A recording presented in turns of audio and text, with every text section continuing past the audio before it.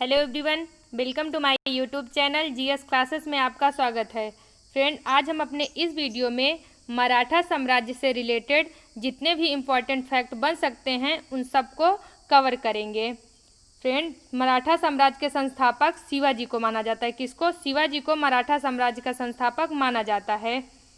इस साम्राज्य की शुरुआत 1774 ईस्वी में छत्रपति शिवाजी महाराज के राज्याभिषेक के साथ हुई। कब? 1774 ईस्वी में शिवाजी का राज्याभिषेक होता है और यहीं से मराठा साम्राज्य का स्टार्ट हो जाता है और इसका अंत 1818 ईस्वी में। कब? 1818 ईस्वी में पेशवा बाजीराव द्वितीय की हार के साथ हुआ।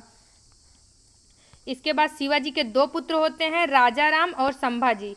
राजाराम और संभाजी, तो शिवाजी के उत्तराधिकारी कौन होते हैं? संभाजी। संभाजी शिवाजी के उत्तराधिकार होते हैं और इसके बाद उनके पुत्र, संभाजी की मृत्यु के बाद उनके पुत्र शाहजी को मुगलों द्वारा कैद कर लिया जाता है।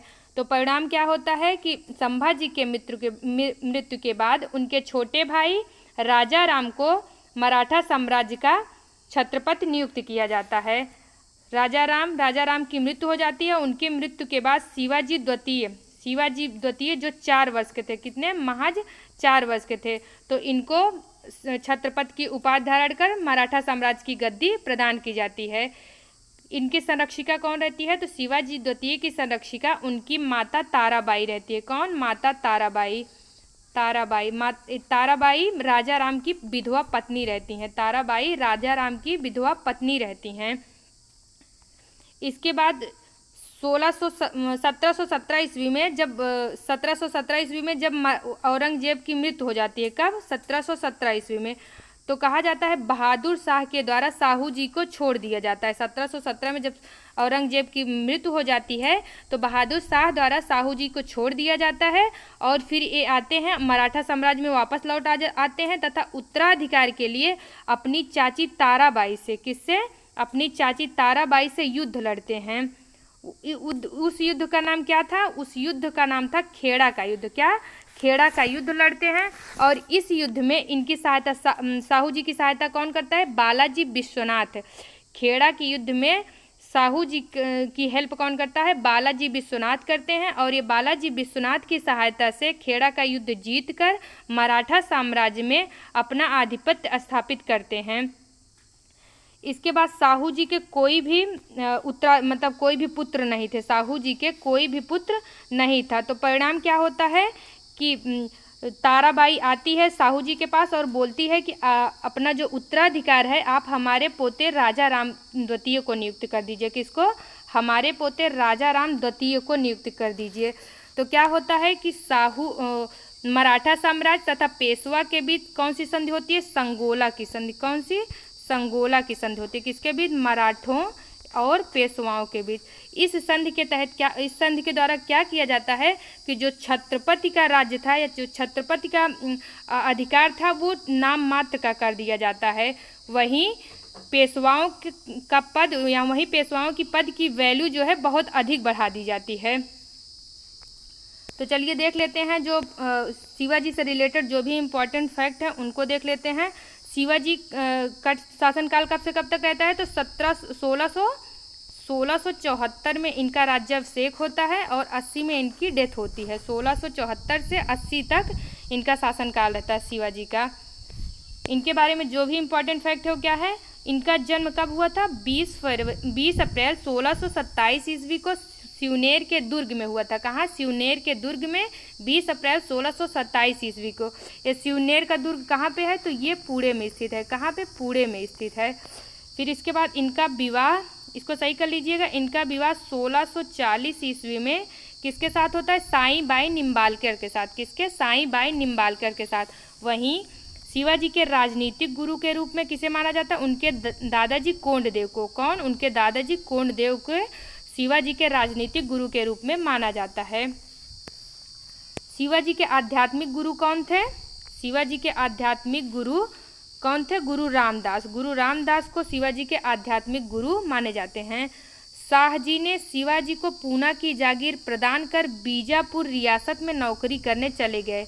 शाहजी कौन थे? शाहजी शिवाजी के पिता थे और वो क्या करते हैं, पूना की जितनी जागीर थी वो सारी शिवाजी को प्रदान कर देते हैं और अपना विवाह जीजाबाई को छोड़ देते हैं और अपना विवाह किसी और स्त्री के साथ करके बीजापुर रियासत में नौकरी करने के लिए चले जाते हैं।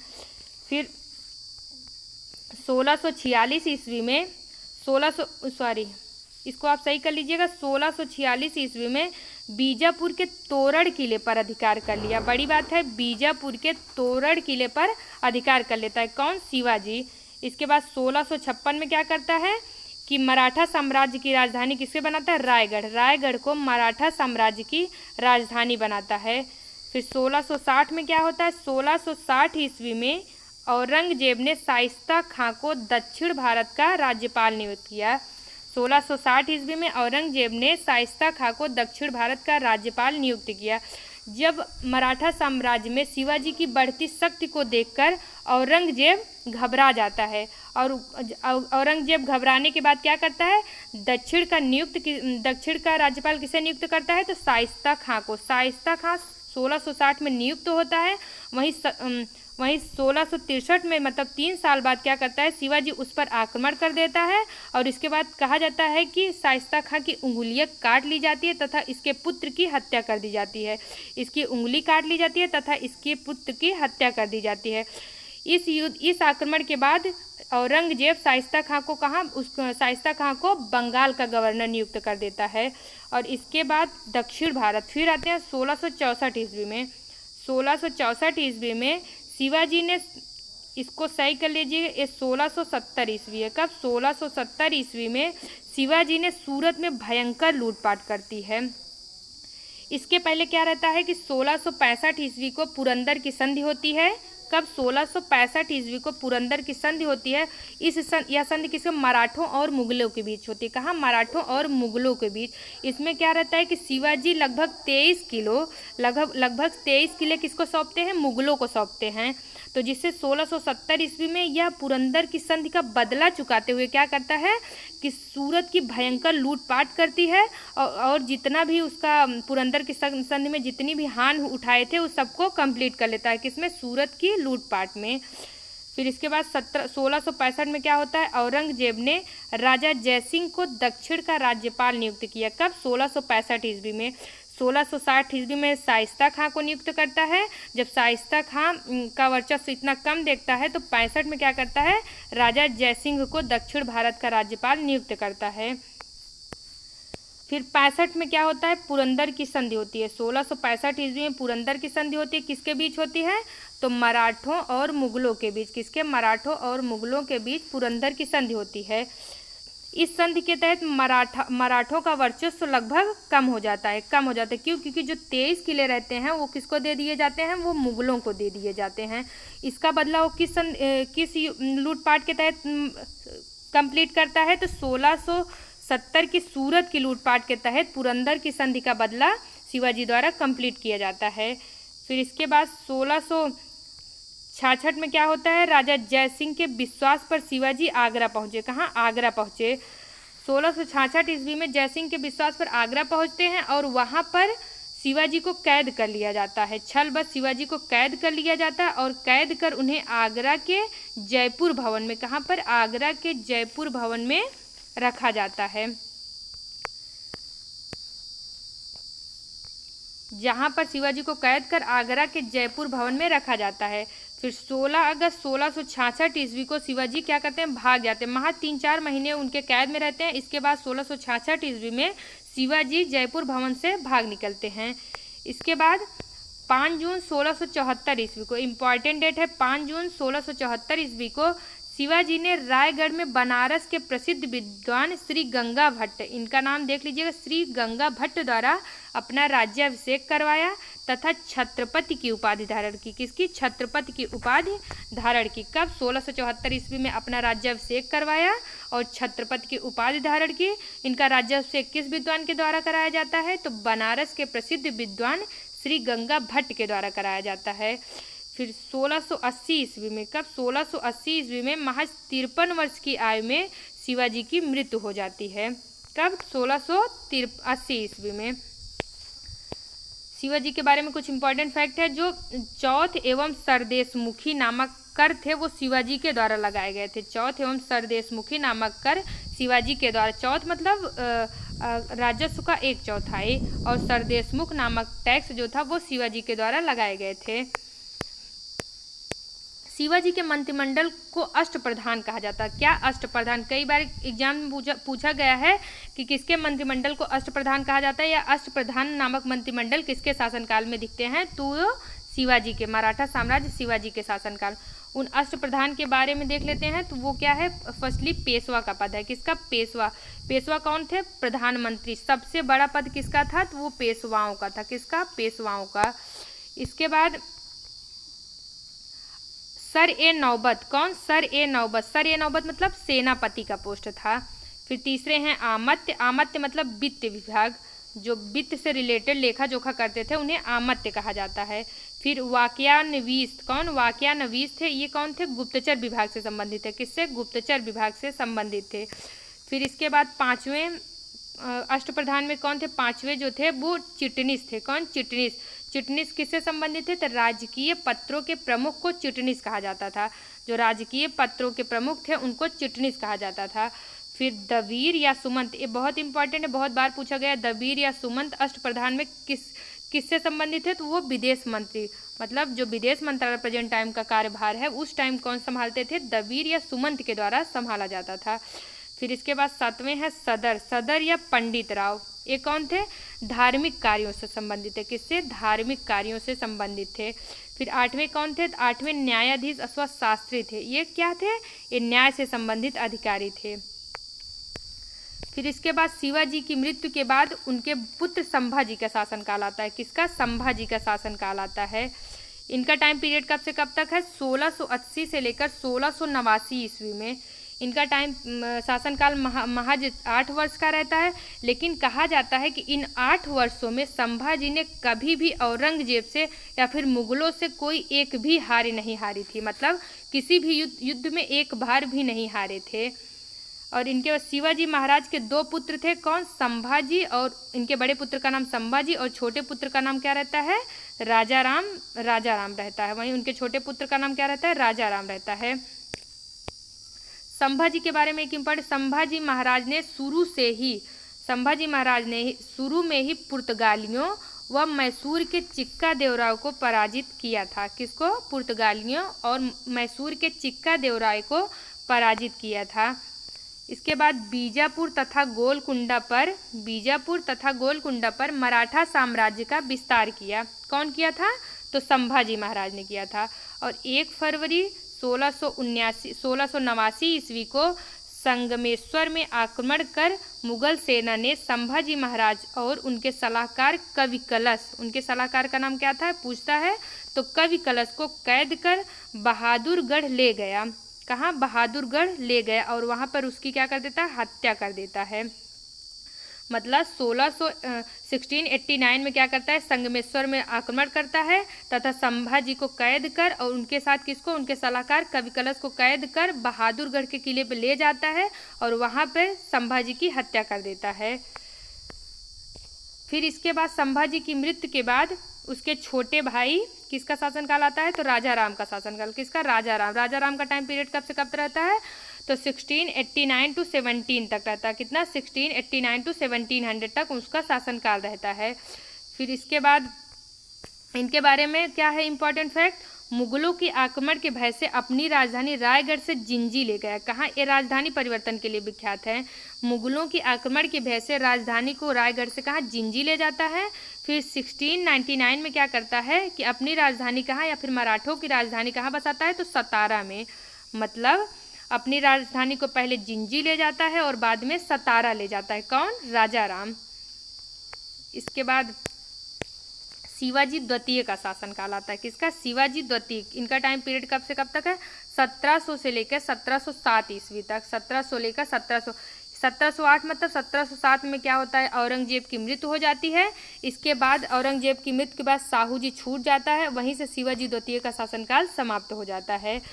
शिवाजी द्वितीय जब राजा राम की मृत्यु हो जाती है तो उसकी विधवा पत्नी, क्या राजा राम की मृत्यु के बाद उसकी विधवा पत्नी ताराबाई ने अपने 4 वर्षीय पुत्र, उस टाइम शिवाजी 1700 में क्या थे, शिवाजी 4 वर्ष के थे, अपने 4 वर्षीय पुत्र शिवाजी द्वितीय को गद्दी पर बैठाया और मुगलों के विरुद्ध संघर्ष जारी रखा।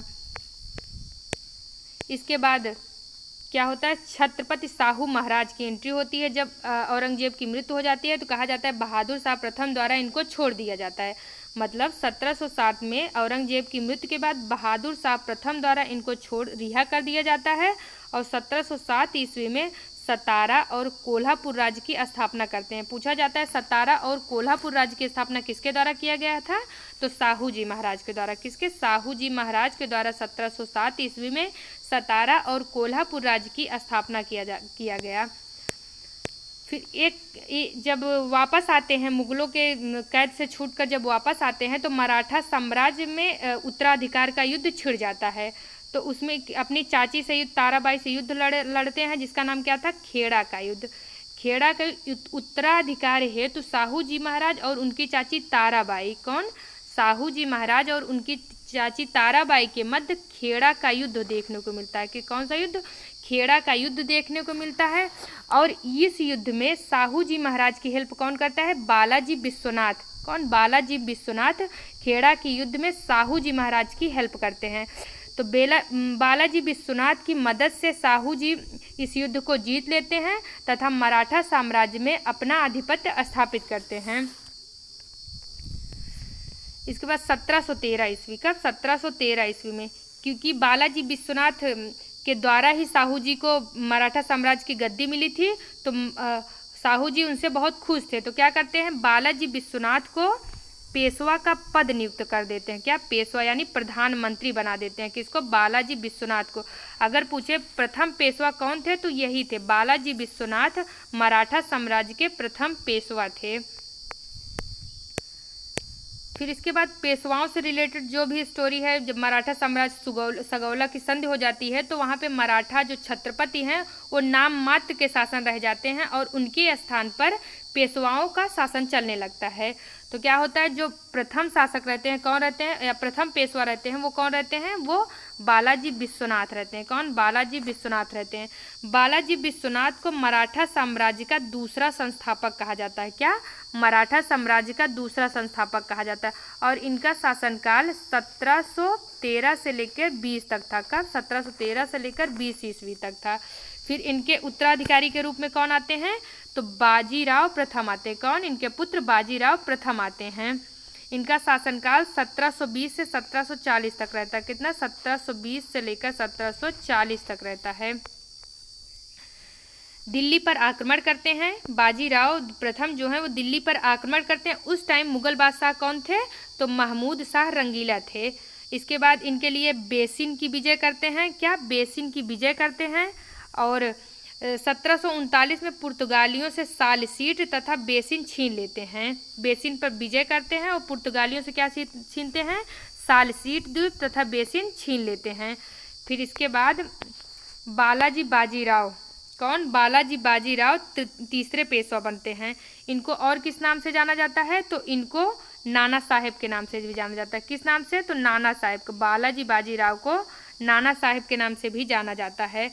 इनका शासनकाल 1740 से लेकर कब से कब तक, इनका शासनकाल 1740 से लेकर 61 तक माना जाता है। कब तक, 1740 से लेकर 61 तक माना जाता है।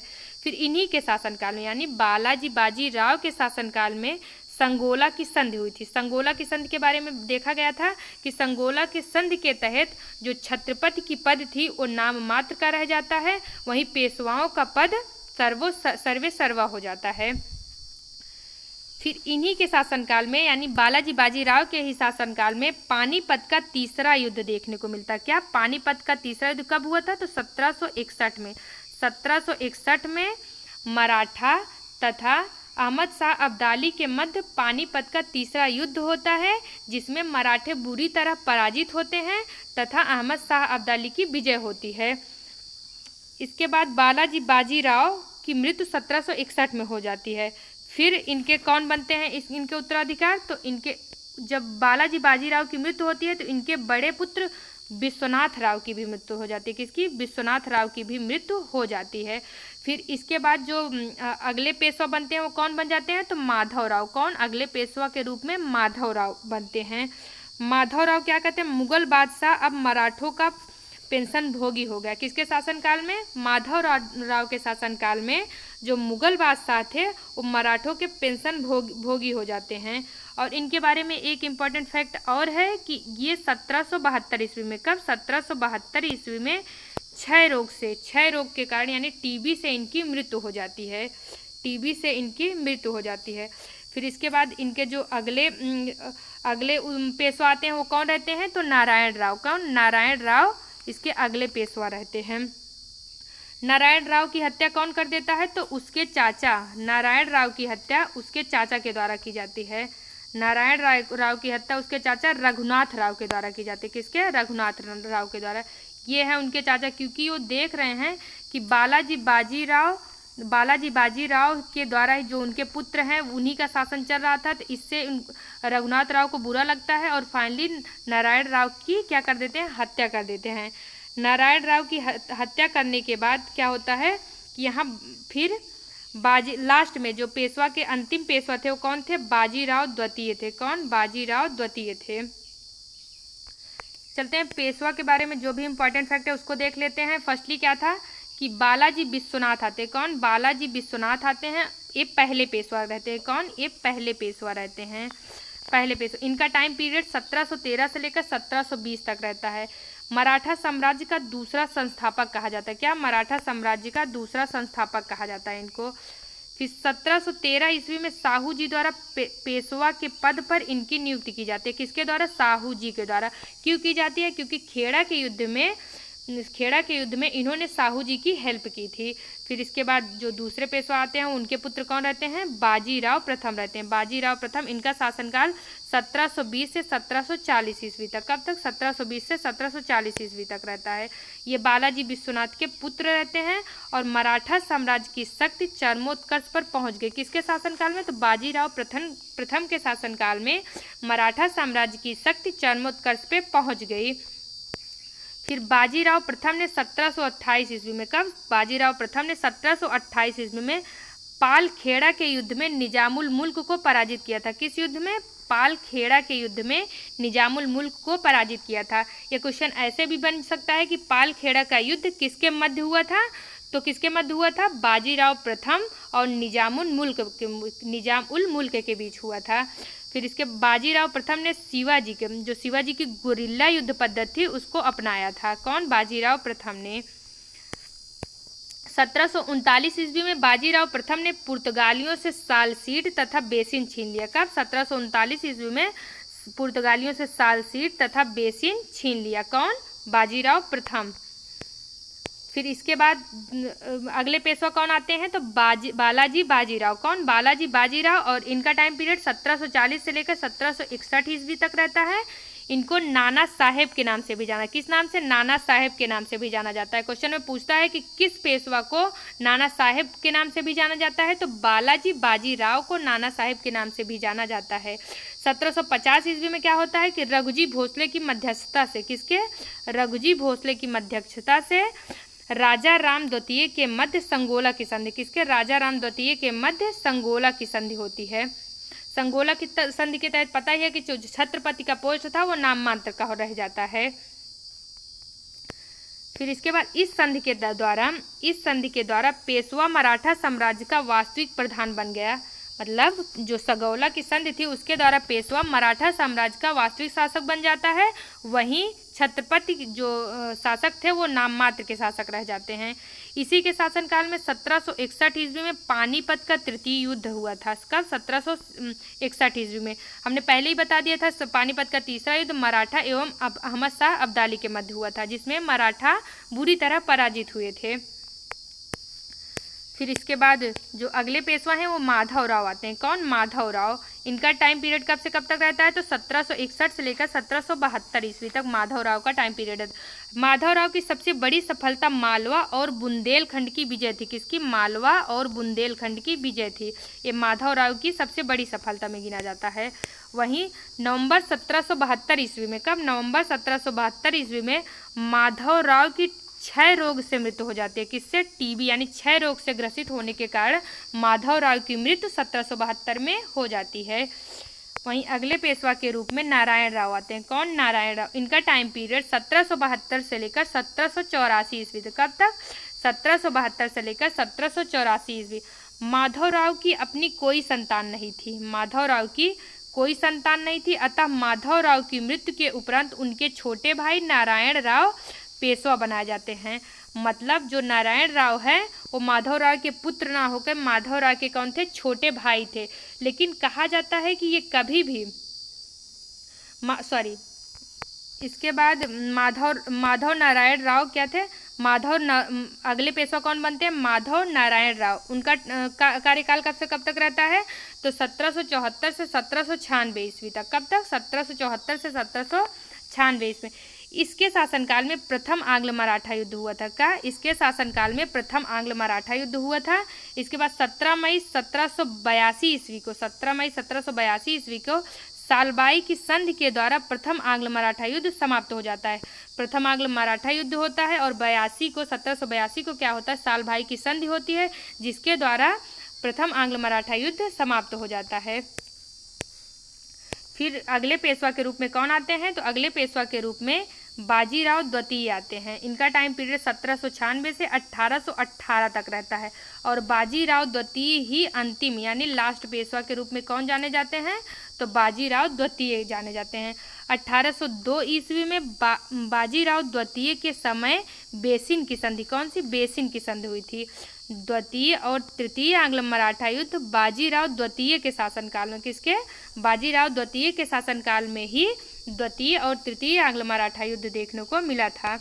मराठा साम्राज्य का पतन 1717 से 1718 ईस्वी में हो गया, जब स्वयं पेशवा बाजीराव द्वितीय, जो अंतिम पेशवा थे बाजीराव द्वितीय, ने अपने को पूरी तरह अंग्रेजों के अधीन कर लिया।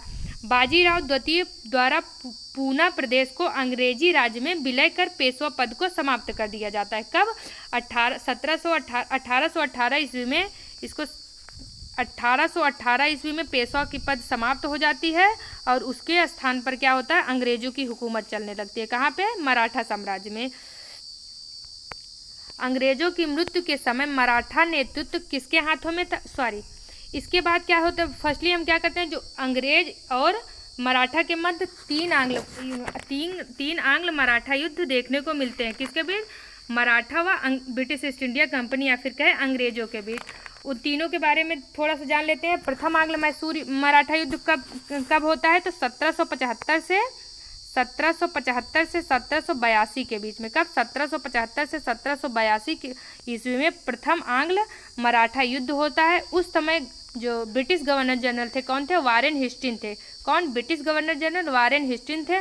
वहीं जो पेशवा थे वो कौन थे? माधवराव द्वितीय। माधवराव द्वितीय के शासनकाल में प्रथम आंग्ल मराठा युद्ध होता है। वहीं बाजीराव द्वितीय के शासनकाल में दूसरा और तीसरा आंग्ल मराठा युद्ध देखने को मिलता है। जो प्रथम आंग्ल मराठा युद्ध है वो सालबाई की संधि के तहत, किस संधि के तहत? तो सालबाई की संधि के तहत समाप्त होती है। कब होती है सालबाई की संधि? 1782 ईस्वी में सालबाई की संधि के तहत समाप्त होती है। वहीं जो दूसरा आंग्ल मराठा युद्ध है उसका टाइम पीरियड कब से कब है? तो दूसरा आंग्ल मैसूर युद्ध का टाइम पीरियड 1803 से लेकर 1805 तक। कब से? 1803 से लेकर 1805 ईस्वी तक है। और इस टाइम जो ब्रिटिश गवर्नर जनरल थे वो कौन थे? बेलेजली थे। कौन? बेलेजली थे। और पेशवा के पद पर कौन थे? तो बाजीराव द्वितीय थे। जो द्वितीय आंग्ल मराठा युद्ध था उसमें 3 संधि होती है। कौन? 3 संधि होती है। एक तो देवगांव की संधि होती है जो भोसले और अंग्रेज के बीच मध्य होती है। दूसरा सुरजी अर्जन गांव की संधि होती है जो सिंधिया तथा अंग्रेजों के मध्य होती है। वहीं राजपुर घाट की संधि होती है जो होलकर तथा अंग्रेजों के मध्य होती है। फिर लास्ट में तीसरी या तृतीय आंग्ल मराठा युद्ध होता है। क्या? लास्ट में तृतीय आंग्ल मराठा युद्ध होता है। उनका टाइम पीरियड कब से कब तक है? तो 1717 से लेकर 1718 ईस्वी। कब? 1817 से लेकर 1818 ईस्वी तक, 1818 ईस्वी। इस टाइम जो ब्रिटिश गवर्नर जनरल कौन थे? तो लॉर्ड हेस्टिंग। कंफ्यूज नहीं होना है, जो प्रथम आंग्ल मराठा युद्ध है उसमें गवर्नर जनरल के रूप में वारेन हेस्टिंग रहते हैं, वहीं तृतीय आंग्ल मराठा युद्ध में ब्रिटिश गवर्नर जनरल के रूप में लॉर्ड हेस्टिंग रहते हैं, और वहीं पेशवा के पद पे बाजीराव द्वितीय रहते हैं। और तृतीय आंग्ल मराठा युद्ध पूना की संधि के तहत समाप्त होती है। तो चलिए हम इस मराठा साम्राज्य से रिलेटेड कुछ इंपॉर्टेंट क्वेश्चन को देख लेते हैं। तो हमारा फर्स्ट क्वेश्चन है, औरंगजेब की मृत्यु के समय मराठा के नेतृत्व किसके हाथों में थी? औरंगजेब की मृत्यु के समय अंग्रेजों मराठा नेतृत्व किसके हाथों में थी? तो ताराबाई के हाथों में। औरंगजेब की मृत्यु कब हुई थी? 1707 ईस्वी में। कब? 1707 ईस्वी में। हमारा नेक्स्ट क्वेश्चन है, शिवाजी के उत्तराधिकारियों में से किसे औरंगजेब ने ईमानदार की उपाधि दी थी? किसको ईमानदार की उपाधि किसको दी गई थी? तो ताराबाई को दी गई थी। किसको? ताराबाई को दी गई। ताराबाई राजा राम की पत्नी थी। क्या? ताराबाई राजा राम की पत्नी थी। हमारा नेक्स्ट क्वेश्चन है, 18 सालों तक मुगलों के बंदी रहने के बाद किसे बहादुर शाह प्रथम ने मुक्त कर दिया? 18 सालों तक मुगलों की बंदी किसे बहादुर शाह ने प्रथम ने मुक्त कर दिया? तो कौन थे वो? साहू जी। साहू जी को 1707 में मुक्त कर दिया जाता है, और यही बाद में जाके मराठों से क्या करते हैं? उत्तराधिकार का युद्ध लड़ते हैं, और उत्तराधिकार के युद्ध के लड़ने के क्रम में क्या करते हैं? अपने चाची ताराबाई से किसका युद्ध लड़ते हैं? खेड़ा का युद्ध लड़ते हैं। कौन सा युद्ध? खेड़ा का। इस युद्ध में क्या करते हैं? बालाजी विश्वनाथ इनकी हेल्प करता है, और ये मराठा साम्राज्य के जो है पद या उत्तराधिकार बन जाते हैं साहू जी महाराज। इसके बाद हमारा नेक्स्ट क्वेश्चन है, साहू जी ने खेड़ा का युद्ध कब और किसके मध्य लड़ा था? खेड़ा का युद्ध कब और किसके साथ लड़ा था? तो 1707 ईस्वी में ताराबाई के मध्य। साहू जी, ताराबाई क्या थी? अपनी चाची थी। साहू जी की चाची थी कौन? ये ताराबाई थी। अपनी चाची से 1707 ईस्वी में खेड़ा का युद्ध लड़ते हैं। कौन? साहू जी। हमारा अगला क्वेश्चन है, साहू जी ने किसे पूरे की जागीर प्राप्त की? साहू जी ने किसे पूरे की जागीर प्राप्त की? तो पूरे की जागीर किससे प्राप्त की? तो आदिल शाह से। किससे? आदिल शाह से पूरे की जागीर प्राप्त की। हमारा नेक्स्ट क्वेश्चन है, साहू को दक्कन की चौथ एवं सरदेश मुखी का अधिकार किसके शासनकाल में प्रदान किया गया? तो किसके शासनकाल में? फर्रुखसियर, मुगल बादशाह फर्रुखसियर के शासनकाल। फर्रुखसियर के बारे में हमने अपने पिछले वीडियो में ही देखा था कि वो किस तरह 1717 ईस्वी में ब्रिटिश ईस्ट इंडिया कंपनी को बंगाल, बिहार एवं उड़ीसा की जो है दीवानी या फिर टैक्स फ्री व्यापार करने की अनुमति दे देता है, और क्या करता है? साहू जी को दक्कन की चौथ एवं सरदेश मुखी का अधिकार देता है। तो इसको ऐसे कनेक्ट कर लेना है कि दक्षिण भारत में चौथ एवं सरदेश मुखी का अधिकार किसके शासनकाल में मिला था? तो फर्रुखसियर में, और फर्रुखसियर के शासनकाल में। और अंग्रेजों को बंगाल और सूरत में जो टैक्स फ्री व्यापार करने की अनुमति है वो किसके शासनकाल में मिला था? तो मुगल बादशाह फर्रुखसियर के ही शासनकाल में मिला था। हमारा नेक्स्ट क्वेश्चन है, किसे लड़ाकू पेशवा और हिंदू शक्ति का अवतार कहा जाता है? किसे लड़ाकू पेशवा और हिंदू शक्ति का अवतार कहा जाता है? तो किसे कहा जाता है? बाजीराव प्रथम को। किसे? बाजीराव प्रथम को। हमारा नेक्स्ट क्वेश्चन है, किसने कहा था कि हमें जर्जर वृक्ष के तने पर प्रहार करना चाहिए? हमें जर्जर वृक्ष के तने पर प्रहार करना चाहिए, शाखाएं तो स्वतः गिर जाएंगी। किसने कहा था कि हमें जर्जर वृक्ष के तने पर प्रहार करना चाहिए, शाखाएं तो स्वतः गिर जाएंगी? किस मुगल सूबेदार ने दक्षिण में शिवाजी को पराजित किया? इसलिए मराठा ध्वज जो है वो कृष्णा से सिंधु तक लहराना चाहिए। कहाँ तक? कृष्णा नदी से लेकर सिंधु नदी तक लहराना चाहिए। तो यह किसने कहा था? तो बाजीराव प्रथम ने मुगल साम्राज्य के लिए। किसने? बाजीराव प्रथम ने मुगल साम्राज्य के लिए कहा था कि हमें जर्जर वृक्ष के तने पर प्रहार करना चाहिए, शाखाएं तो स्वतः गिर जाएंगी। हमारा नेक्स्ट क्वेश्चन है, नाना साहेब के नाम से कौन प्रसिद्ध थे? नाना साहेब के नाम से कौन प्रसिद्ध थे? तो कौन से? पेशवा बालाजी बाजीराव। कौन? पेशवा बालाजी बाजीराव नाना साहेब के नाम से प्रसिद्ध थे। हमारा नेक्स्ट क्वेश्चन है, 13 जून 1817 ईस्वी को 13 जून 1817 ईस्वी को पूरे की संधि पर किसने हस्ताक्षर किया? तो पूरे की संधि पर किसने हस्ताक्षर किया? तो बाजीराव द्वितीय। बाजीराव द्वितीय अंतिम पेशवा रहते हैं, अंतिम पेशवा, और 1818 में पेशवाई का जो पोस्ट होता है वो समाप्त कर दिया जाता है और मराठा पर किसका, ब्रिटिश ईस्ट इंडिया का हुकूमत हो जाता है। हमारा नेक्स्ट क्वेश्चन है, बेलेजली ने पेशवा बाजीराव द्वितीय को किस शर्त पर मदद करना तय किया। बेलेजली ने पेशवा बाजीराव द्वितीय को किस शर्त पर मदद करना तय किया, किस शर्त पर, तो बाजीराव द्वितीय के द्वारा सहायक संधि स्वीकार कर लेने पर क्या था, बेलेजली उसकी हेल्प किया। हमारा नेक्स्ट क्वेश्चन है, संगोला की संधि से किस पेशवा का संबंध है। संगोला की संधि से किस पेशवा का संबंध है, तो बालाजी बाजीराव के समय में संगोला की संधि हुई थी।